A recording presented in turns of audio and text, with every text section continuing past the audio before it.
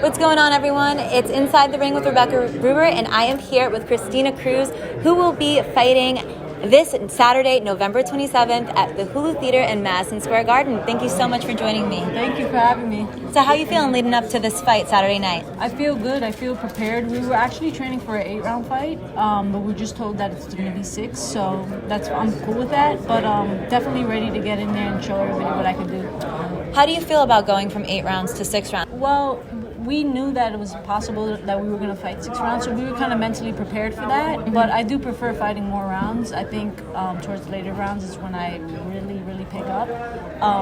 But yeah, it is what it is, and we're just ready for the 6-rounder. And especially with women's boxing just being 2-minute rounds, it really takes a while for you to get your feet and kind of get your game plan set.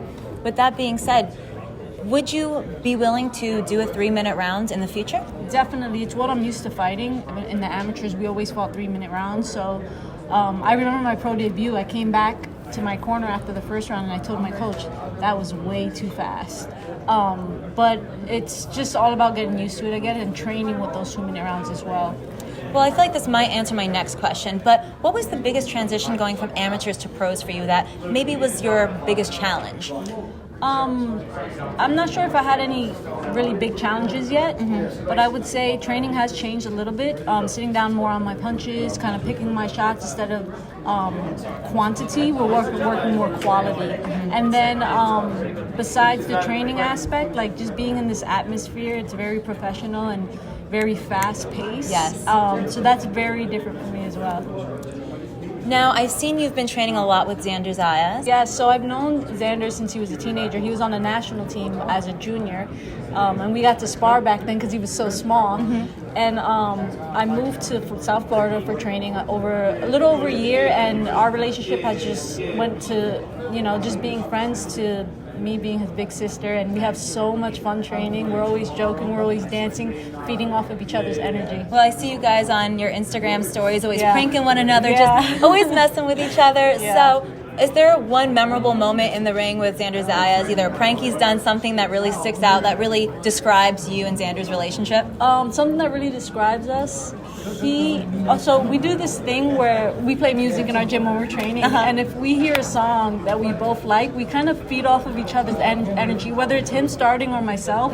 Like I would start singing and dancing, and he'll just join me, and it just turns into like a music video. That is so funny. Yeah. And have you given him any solid piece of advice, or has he given you any solid piece of advice you can share with the listeners? Nothing specific, but we're always pushing each other. If he sees me dropping my hands, if he sees me slowing down, he's like, come on, Christina, pick it up. Let's go, let's get this. So we're kind of just always pushing each other in the gym and make sure we're holding each other accountable. And going into this fight, is there anything this fight camp that you've trained for differently than you have in previous fight camps? Yes, well, being that I only had one pro fight so far, but it is different, especially with the sparring. We're just doing more rounds to get used to those 6-rounders and 8-rounders and 10-rounders. I've been getting really great sparring.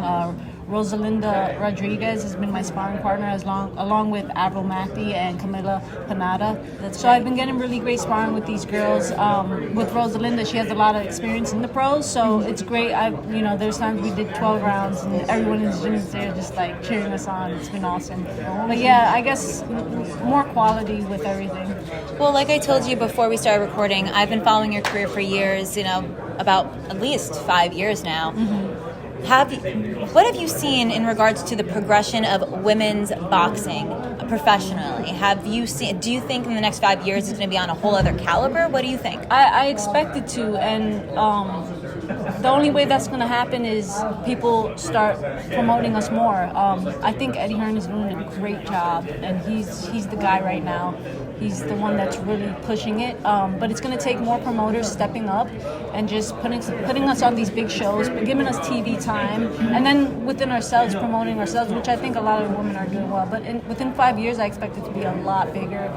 And from the time I started boxing till now, it's just grown so much. It's still not where it should be, but it has grown, and there is progress. Definitely. I love seeing the growth, especially seeing more women's fights that, like Eddie Hearn was talking about, the presser.